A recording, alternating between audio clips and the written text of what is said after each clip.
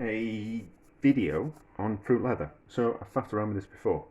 It failed, and I know why it failed, and I kind of half expected it to fail, but I was just kind of curious, and that's enough of a reason to try something. So the main reason it failed was I tried to make it out of a fruit juice rather than an actual fruit pulp, which we need the fruit pulp. So I bought some apples. There was 10 for £2. So I bought the apples. I have peeled them. I have cored them. I have cooked them. I cooked them in the microwave in a bowl with some cling film over the top of them. It's just easier than doing it in a pan because there's always a risk of them burning in a pan. And you have to add water and you have to kind of evaporate it off. However, when cooking in the microwave, they steam in their own juice because microwaves work on agitating particles together. They rub particles together and that creates steam on the inside of the food, and that's what cooks it from the inside out. So anything tends to be steamed in its own liquid, which is fine. You don't lose any kind of moisture, and you don't have to add any moisture, but it just means that when you cook in the microwave, things can be a little bit wetter than if you cook them on the stove. So because it was a little bit wetter, was the apple pulp that I made, I put it in a cloth. Not particularly, it's a bit of a stained cloth because it's the kind of cloth that I use for straining fruits all the time, so it tends to get a bit stained with the oxidized fruit, really. So it was a little bit thick, a little bit thin, and a little bit wet, so I strained it through a cloth and then held the cloth up, and then lots of liquid came out. This is the liquid kind of came out. So we could just take that apple puree and smear it onto something and then dry it out, but I don't want to waste that juice. How's it taste? It's nice. I don't want to waste that, so we're going to reduce that juice down in a pan because it's easier to reduce the juice down than it is to cook the apples without it burning. So we'll just give that a bit of heat and just get the spatula in there,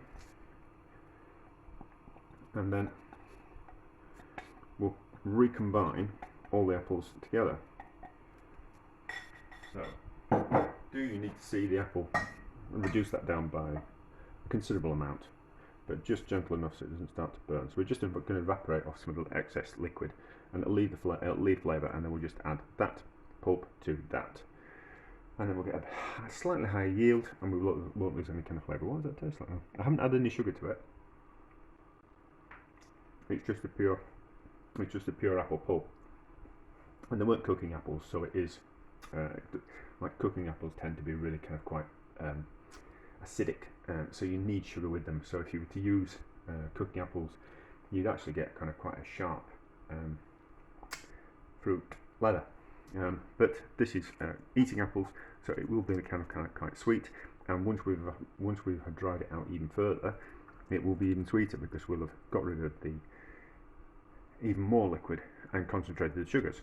So it'll just be sugar and the actual fibrous material. Would that be the right thing to say? But anyway, so we'll reduce that, and then we'll add that to that, and then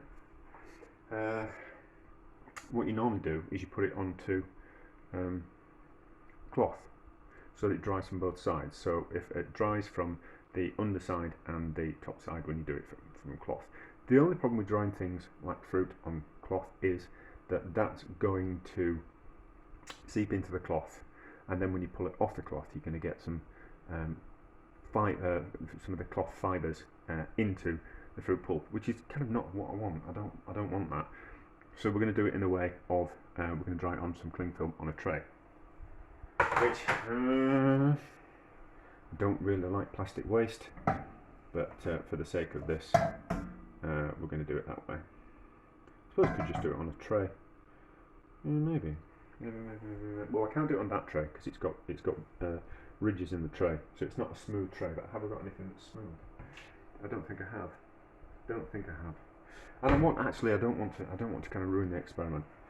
I'd like quite a nice big sheet of fruit leather or strips of fruit leather. So a cling film, unfortunately, is the way to go. I suppose I could have used a reusable plastic bag. That would have probably worked. So, as you can see, it's coming up to temperature. Liquid is already evaporating off. We just need to do it gently. so we don't burn it. And obviously, as the liquid reduces, it becomes a smaller amount in the pan, and then there's also a danger that it's going to burn around the sides as well. So we'll kind of lose a little bit. So I don't really know if it's kind of, it is kind of worth it. Maybe it's not. I don't know. But this is what we're going to do. It's reduced. We don't want to take it down any further than that, otherwise it's going to start caramelising. So we'll add this to here, and then any kind of moisture that's in the apples will just pick up that apple juice that's around there. So really, it should be something better than a palette knife, shouldn't I? Goodness only knows. Goodness only knows. So I'm not that bothered that I've heated up that juice. I'm not going to fully heat up this apple pulp. I'm not bothered about that at all. Right. Oh, I might be able to squeeze a bit of juice out of this. So, can we squeeze a bit of extra juice out of this cloth? It's clean. It's just stained. It's just, I strain all kinds of things through it, so it just gets, we've got some juice in there. So it just gets strained, it just gets stained with things.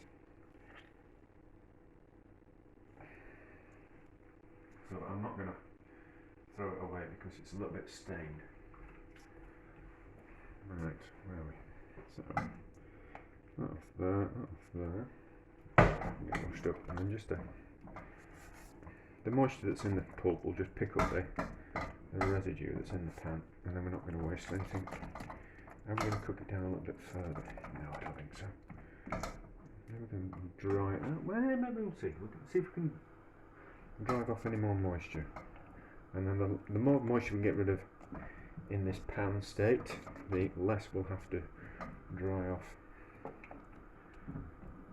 on the what we call it, on the tray of cling film. The only problem with doing it with it on a bit of cling film is that it's only going to dry from one side. So if you dry it on a bit of cloth, it dries from both sides. If it's drying on the cling film, it's only going to dry from one side. So that's a little bit of a problem. So it'll just take a little bit longer to dry. But we're not going to end up with any cloth fibres. We're not going to be eating any cloth fibres. It's alright if you're eating cotton, because cotton's a natural product, but you don't really want to be eating any kind of fibres from materials that are made out of plastic. Mind you, I'm using cling film. Maybe I'll just stop talking about that because I don't know what I'm talking about. So, unless if we bring this up to temperature, it'll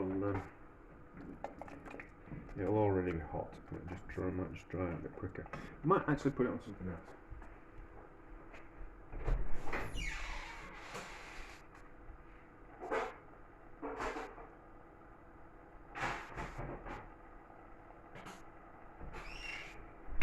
Yeah, if we put it on metal trays, on cling film on a metal tray, then it can go in the oven. So I think that'd be better.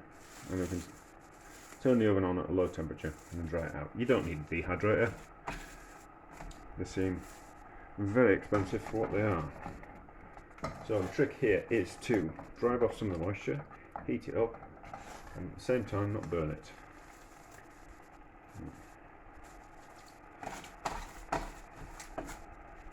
Somehow get that flat. That might help.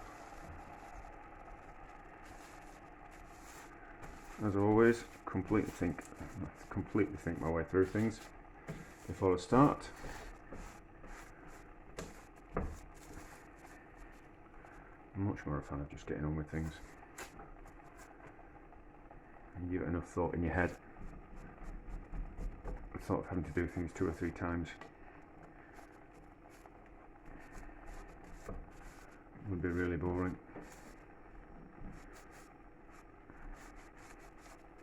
I'd rather just make a video, and if we go wrong, that's part of the video as well. It's all part of the learning process.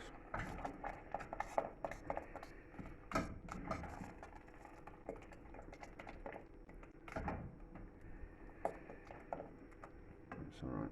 So we'll pause. I'll try and get rid of some more liquid off that, and then we'll give it a dry. I don't want to reduce that anymore. I think there's a danger of it starting to burn. So, and we can get all the way from the sides now. So, turn off. Onto the cling film. The cling film is also it's sterile as well as cling film. So there's no,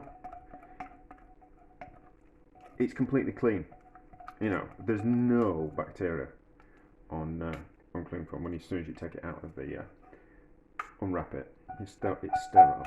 So you can use it on foodie items like this, and you know that no bacteria is going to grow because of anything that's on the cling film. Rather than cloth's a little bit different, because even if you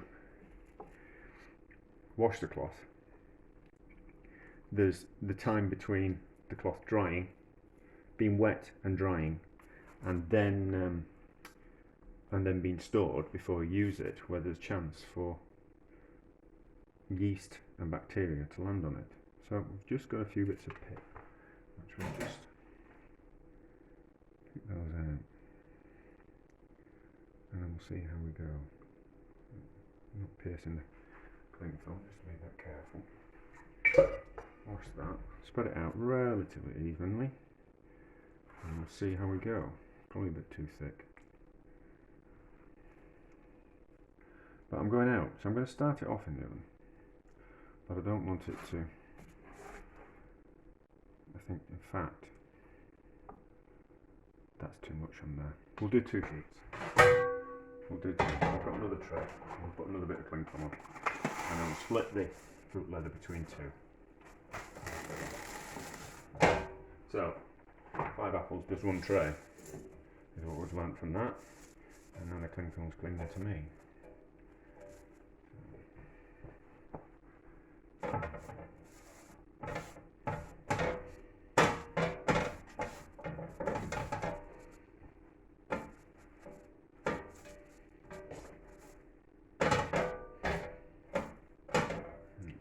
So let's grab some off this onto there.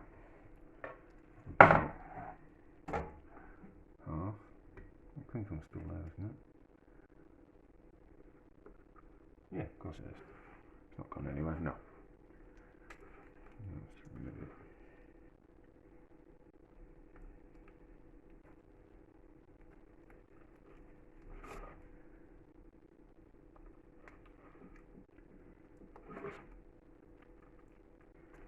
Probably better off using a palette knife.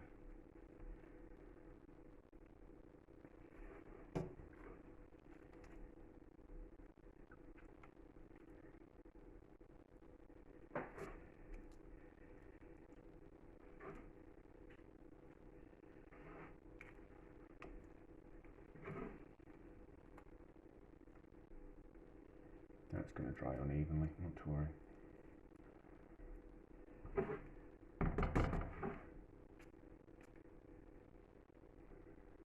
There's probably a knack to doing this, and I haven't got it.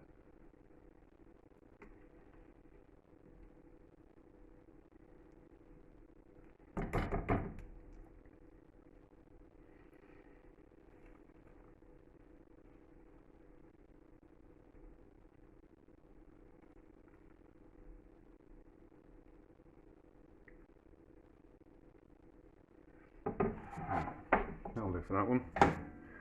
See if we can do a better job with this one. Maybe we'll get the palette knife out. Let's get the palette knife out. See if we can do a better job.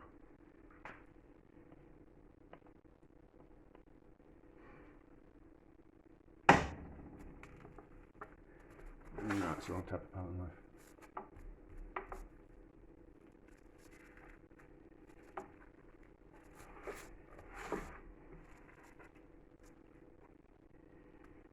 That's not working.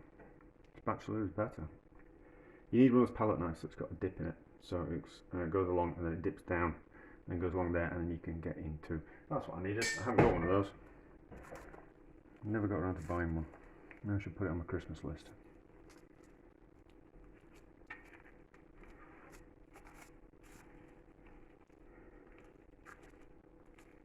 probably easier spreading this out on fabric because it will stick to the fabric. It doesn't want to stick to the cling film, which is not, well, kind of don't want it to stick to the cling film. So weigh it up. Put it on the cling film, or put it on some fabric.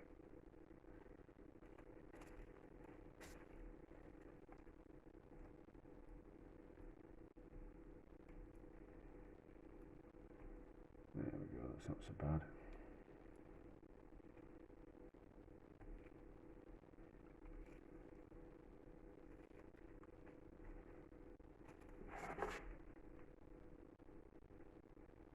Fingers, yes, I'll use my finger. It's only for me. I'm going to lick my finger now. Right, that'll do for that one.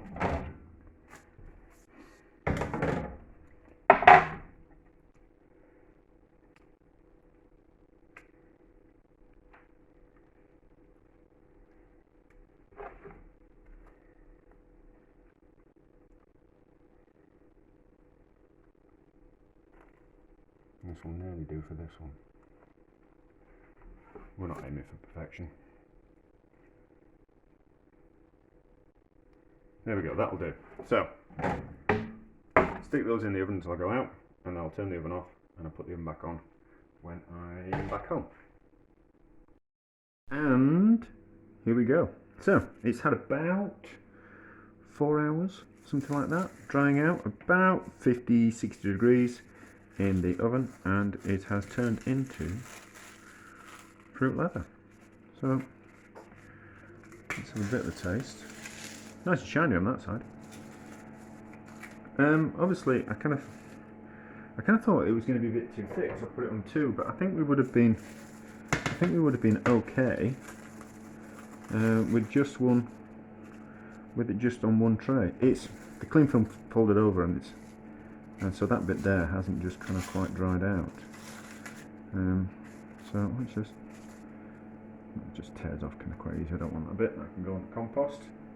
It's only fruit after all. Let's try this bit from around here. So it's kind of quite.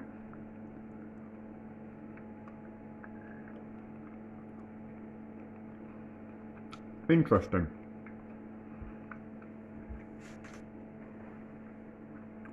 It's interesting. I don't know. Can we?